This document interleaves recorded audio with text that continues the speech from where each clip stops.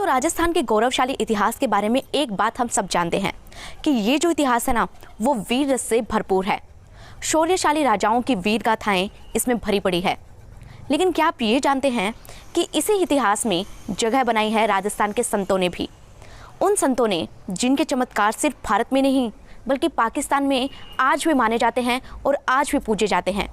और ऐसे ही एक महाप्रतापी संत थे झूले वाले बाबा। दोस्तों, तहसील है भादरा, गांव है अजीतपुरा, जहां पर बाबा का ये पवित्र और बहुत ही खूबसूरत और विशाल मंदिर बना हुआ है। इस मंदिर के अंदर जब आप जाएंगे ना, तो आपको दिखेगी एक बड़ी सी धर्मशाला और एक बड़ा सा दरवाज़ा। कहा जाता है कि बाबा के भक्तों ने ही ये मंदिर बनाया है और ये दरवाज़ा रात को इस तरह से जगमगा उठता है। खूबसूरत झाड़ फानुस लगाए गए हैं, लाइट्स लगाई गई है। दिवाली हो या ना हो, ये दरवाज़ा और ये मंदिर हमेशा रोशन रहता है। और ये मंदिर का प्रांगण है। दोस्तों, जैसा कि मैंने आपको बताया कि अजीतपुरा मेरा ननियाल है और इस गांव में ही बाबा झूले वाले का एक विशाल और बेहद खूबसूरत मंदिर है। इस मंदिर पर पूरी तरह से सारी जगह पर सब दीवारों पर कांच की नक्काशी की गई है। एक छोटी सी गांव में इतना अद्भुत मंदिर होना अपने आप में एक अनोखी बात थी। दोस्तों, बचपन से ही ना मैंने झूले वाले बाबा के चमत्कार की हजारों कहानियां सुनी थी, जिन्हें सुनकर मेरे रोंगटे खड़े हो जाया करते थे। इसलिए इस बार जब मौका मिला कि मैं आपको उस मंदिर के दर्शन करवा सकूं, तो मैंने ये वीडियो बनाया खास आपके लिए। दोस्तों, ये है मंदिर का प्रांगण और इसके बीचों बीच ये यज्ञवेदी है।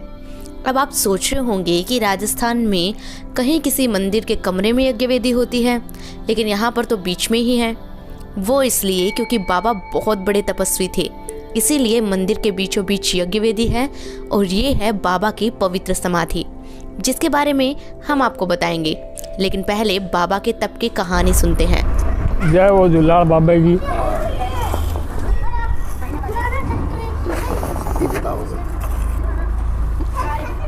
झूलाल महाराज वो नाम हो मुकनगर और एक बंगो छोटो भाई हो गणपतगर। दोनों भैया अच्छी तपस्या करी जीत पर। और महाराज ने पहला ब्याह हो कोली। अच्छा, मुकुंदगिरी जी महाराज की शादी भी थी। हाँ, फिर कोली ससुराल। हाँ, कोली गांव है। और मैं महाराजनी ने बन 5 वर्ष 7 वर्ष राखी और फिर माई कह गए छोड़ दी, पर रही जीतपुरे में। माई जी के नाम मशहूर। हाँ, माई जी का नाम। फिर वह 8 कमाली जाके तपस्या करी। कमालियों कटे पड़े है पाकिस्तान में आई। पहला तो भारत में हो कि पाकिस्तान में आ गयो। अच्छा, तो उस टाइम जब वो गए तब वो कमालिया भारत में था क्या? हाँ, भारत में। साथ गए उसके ये 4 आदमी, एक तो देवत नाई और बंजी पिरोत और जैसा कुमार, एक अन्य बट है। एक चमत्कार करो पहला चमत्कार। हाँ, कई लड़को मर गयो 8-10 साल को और बहन महाराज के डेरे पर गिर गया शाम में। दिन के बेंगे फिर महाराज चिमटो मार के बने खड़े होकर के घर गाल दी। कबूरे क्यों सुते है? तो जिस लड़के का चमत्कार दिखाया था उसका बाप का नाम पृथ्वीराज था या क्या नाम था, वो फिर स्टार्टिंग में यहाँ पर शुरू किया, फिर उसके रिश्तेदारों ने शुरू किया, आगे से आगे भीड़ बढ़ती गई। दोस्तों, बाबा का असली नाम मुकुंदगिरी जी था। कमालिया में चमत्कार दिखाकर जब वो वापस अजीतपुरा आए तो वहीं पर तप करने लगे। उनके तप की कहानी आपने सुन ली है। अब मैं आपको दिखाने जा रही हूँ उनके मंदिर का अद्भुत नज़ारा। ये मंदिर वाकई बेहद खूबसूरत है, इसलिए आप इसे पूरा देखें, ये मेरी आपसे गुजारिश है। वैसे तो ये मंदिर झूले वाले बाबा का ही है दोस्तों, लेकिन यहाँ पर सभी देवी देवताओं की खूबसूरत मूर्तियाँ लगाई गई हैं। ये मूर्तियाँ इतनी जीवंत है, लगता है जैसे अभी मुंह से बोल उठेगी। भगवान श्री गणेश, माँ काली, ऐसे कौन से भगवान होंगे जिनकी मूर्ति यहाँ पर ना हो। खास बात यह है कि हर एक भगवान के दरबार को उतने ही खूबसूरत तरीके से सजाया गया है। कांच की सुंदर डिजाइनें और कांच की नक्काशी हर तरफ की गई है, हर दीवार पर की गई है। झाड़ फानुस लगाए गए हैं ताकि मंदिर पूरा रोशन रहे। दोस्तों ये मंदिर मंदिर नहीं बल्कि किसी शीश महल जैसा लगता है। ये देखिए मंदिर की जो ऊपर की छतें हैं उस पर कितनी खूबसूरत नक्काशी की गई है। जब आप चेहरा उठाकर इनकी तरफ देखते हैं ना तो आपको ऐसा लगता है मानो हजारों शीशों में आप एक साथ अपना चेहरा देख रहे हो। भगवान पंचमुखी बालाजी का मंदिर भी यहाँ है और उसी की छत और दीवारों को भी उतना ही खूबसूरती से सजाया गया है। हाँ 84 धूना लगा के महाराज तपस्या करतो कमालिया गांव में और ना बठे भी करी आठे भी करी अच्छा। अजीतपुरा में। ये तो जेठ के महीने करतो और माघ के महीने करतो, मतलब कोरी माठ दर दिन तो और आप नीचे बैठ जान तो अच्छा 10 बजे सारी रात तले बैठे रहन तो सुबह मैंने मतलब भैंस की नक्का गिरता पाला कमाई तो करोड़ हो जाता। पहले 84 धूना का बीच में बैठ जाता और आग ऊपर जाके एक मिल जाती और वो आग सारी खत्म हो जाती।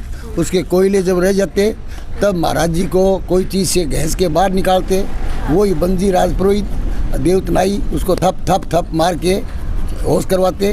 होश होने उसके मुंह से निकलता ओम नमः शिवाय। उसके बाद में वो खूब होश में आ जाता और अपने नित्य कार्यक्रम में लग जाता। अब आपके मन में एक सवाल आ रहा होगा कि बाबा ने तो आग में और ठंडे पानी में तप किया था, तो फिर इन्हें झूले वाले बाबा क्यों कहते हैं? दोस्तों ये सवाल ना मेरे भी मन में था, इसलिए मैंने भी इसे पूछ ही लिया। ये मतलब 12 साल झूले पर तपस्या की, झूले पे खड़े रहे 12 साल तक झूले के ऊपर बस झूले के ऊपर ऐसे हाथ लगा लिया और ऐसे रह के रात और दिन उस झूले खड़ा ही रहता, बैठा नहीं 12 साल तक। अच्छा वो झूला किस चीज का बना होता है? झूला डोरी से बांध के रस्सी बांध के और उसमें तकिया लगा के फाटकी लगा के उसमें सोना, तो उसी पे सोना खड़े रहते थे। खड़े रहते और खड़े खड़े सो जाते थे। हाँ खड़े हुए सोनतार खड़े। तो 12 साल लगातार तपस्या करी। तपस्या करी, उसके कारण से इसका नाम बना झूले वाला महाराज। दोस्तों ये शिवालय बाबा की समाधि के ठीक सामने बना हुआ है और ये बाबा गणपत गिरी जी और मुकुंद गिरी जी यानी कि झूले वाले महाराज और उनके भाई की समाधि है। इस समाधि पर लोग मन्नत मांगने आते हैं। देखिए सैकड़ों मन्नत के जो नारियल है ना वो यहाँ पर बंधे हुए हैं। इसी के साथ ही लोग यहाँ पर मन्नत पूरी होने पर चादर भी चढ़ाते हैं। बाबा के खड़ाऊ आज भी यहाँ पर विराजमान है। इस मंदिर का फर्श इतना सुंदर है, बिल्कुल चमचमाता हुआ, ऐसे लगता है जैसे पानी से अभी अभी धोया है इसे। तो बचपन में हम जाते थे ना तो हमें लगता था कि हम यहाँ फिसल ना जाए। ये देखिए मंदिर का जो गर्भगृह है वो बहुत छोटा है लेकिन फिर भी कितना सुंदर सजाया गया है उसे कांच की नक्काशी से। दोस्तों हमारे राजस्थान में जब भी कोई लोक देवता कोई चमत्कार करते हैं ना तो कहा जाता है कि बाबा ने पर्चा दिया है। पर्चा दिया है मतलब चमत्कार किया है। और झूले वाले बाबा अपने भक्तों को कदम कदम पर पर्चा देते हैं। यकीन मानिए दोस्तों उनके पर्चों की कहानियां सुनकर मैं हैरान रह गई। आप भी सुनिए ये कहानियां। ये मंदिर तो पहले का बना हुआ था, बाद में इसकी रिपेयरिंग करी, नई डिजाइन से पत्थर टाइल से ये सब लगाई। उसके बाद में एक कमरे में टाइल कम पड़ गई, उस रंग की टाइल नहीं मिली। हिसार भी पता लगाया, बाधा भी पता लगाया, तो जो मिस्त्री था उसको पर्चा दिया कि तुम क्यों घूमता है, टाइल का तो कमरा बड़ा पड़ा है, टाइल बहुत पड़ी है, जाके देख। जो खाली डब्बे थे वो सब भरे मिले। वो बहुत तगड़ा चमत्कार दिखाया, सब लोग देखते रह गए। सब खाली डब्बे थे और सब में टाइल हो गई। फिर वो टाइल जितनी लगानी थी वो टाइल लगाई, फिर उस टाइल में से बहुत टाइल बच गई। तो पर्चा ये भी है। दूसरा जो बाहर से आते हैं वो यहाँ का पानी ले जाते हैं। किसी को बीमार हो गया या किसी को कुछ हो गया तो उस पानी का, जैसे हम लोग गंगा जल जाते हैं उसी प्रकार यहाँ का पानी ले जाते हैं और अपने घर में वो कोई हरी बीमारी हो, कोई भूत भूतनी हो, जो भी हो उसको वो पानी से सेवन करते हैं। और यहाँ की भभूति ले जाते हैं, जो हवन होता है शिवरात्रि के दिन उसकी भभूति ले जाते हैं, घर में रखते हैं 1 साल के लिए। सुबह उसका तिलक करके ही अपने कारोबार पे जाते हैं। मंदिर के ऊपर शिव जी की ये विशाल मूर्ति है। माना जाता है कि बाबा बहुत बड़े शिव भक्त थे, इसीलिए उनकी समाधि के आगे और मंदिर के ऊपर भी शिव जी की मूर्तियां और शिवलिंग स्थापित किए गए हैं। और ये है मंदिर से गांव का नज़ारा। ये देखिए ये पास में ही एक तालाब है जिसे मारवाड़ी में ढाब भी कहा जाता है। अद्भुत शांति और सुकून यहाँ पर है। 1946 में बाबा जी ने वो आपको चोड़ो छोड़ दिया। थोड़ा छोटा था अच्छा 1946 में 46 में। उसके बाद में होते होते वहाँ समाधि जहाँ पर है वो भी बहुत तगड़ी समाधि है। यकीन मानिए दोस्तों, समाधि के बारे में मैंने भी पहली बार ही सुना था, तो मैंने सोचा कि इस समाधि पर भी जाना चाहिए। और हमने सुना था कि यहाँ पर बाबा का वो चिमटा भी है जिसे वो खुद इस्तेमाल किया करते थे। तो ये सुनकर हम सभी वहाँ पर जाने को बहुत एक्साइटेड थे। वहाँ पर मैंने पहली बार बाबा की असल तस्वीर भी देखी, जो मैं आपको दिखाऊंगी। लेकिन चिमटा मिला या नहीं, ये जानने के लिए आपको इस वीडियो को आगे तक देखना पड़ेगा। दोस्तों, आप यज्ञ वेदी कह लीजिए या फिर धूणा कह लीजिए, लेकिन इतना बड़ा धूणा और इतनी बड़ी यज्ञ वेदी मैंने पहली बार देखी थी। खैर, आगे बढ़ते हैं तो ये है एक बहुत बड़ा दरवाजा जिसके अंदर से होकर मंदिर जाया जाता है। तो ये बाबा की समाधि है। अब समाधि के अंदर हम गए। हमने सोचा था कि हमें चिमटा देखने को मिलेगा जिसका इस्तेमाल बाबा किया करते थे, लेकिन लोगों ने बताया कि वक्त के साथ जंग लगने से वो लोहे का चिमटा गल गया और नष्ट हो गया। तो चिमटा तो हमें नहीं देखने को मिला, लेकिन हमें अंदर जाकर बाबा की असल तस्वीर देखने को मिली। ये समाधि जो थी वो मंदिर की तरह रोशन तो नहीं थी, लेकिन जैसे तैसे अपने मोबाइल की लाइट से हमने यहाँ पर रोशनी की और बाबा के दर्शन किए। ये झूले वाले बाबा का समाधि स्थल है और ये उनके भाई का यानी कि गणपत गिरी जी महाराज का समाधि स्थल है। और ये बाबा की असल तस्वीर है जिसके ठीक सामने कुछ कार्ड चढ़े हुए हैं, यानी लोगों ने बाबा को शादी में आने का न्योता भेजा है। इस समाधि से होते हुए हम यहाँ की सामने वाली छत पर गए थे, क्योंकि हम भी पहली बार इस समाधि पर आए थे, तो हमने यहाँ पर पूरा घूमने का सोचा। बहुत ही सुंदर ये जगह है। दूर दूर तक आप जहाँ पर भी नज़र दौड़ाएंगे ना, आपको जुते हुए खेत दिखाई देंगे। एक अद्भुत शांति यहाँ है। सूर्योदय और सूर्यास्त यानी कि सनसेट और सनराइज का नज़ारा ही यहाँ पर अलग देखने को मिलता है। ये एक बड़ा सा कुआं भी यहाँ था। जैसा कि मैंने आपको बताया कि राजस्थान में इस तरह के कुएं पाए जाते हैं। दोस्तों, यहाँ जो शांति और सुकून है ना, उसे मैं शब्दों में बयां नहीं कर सकती। दोस्तों, 15,000 की आबादी वाला ये गांव है और हर शख्स के दिन की शुरुआत यहाँ पर बाबा झूले वाले को याद करके ही होती है। हर धर्म और जाति से ऊपर उठकर लोग यहाँ माथा टेकने आते हैं। शादी, ब्याह, मुहूर्त, चुनाव, ऐसा कोई काम यहाँ नहीं होता जो बाबा को याद किए बगैर हो जाए। कहा जाता है कि बाबा को बस एक बार दिल से याद करो और अपनी समस्या बता दो, समाधान चुटकियों में मिल जाएगा। और सच ये ही लगता है दोस्तों, क्योंकि तभी तो लोग दूर दूर से यहाँ माथा टेकने के लिए आज भी आते हैं।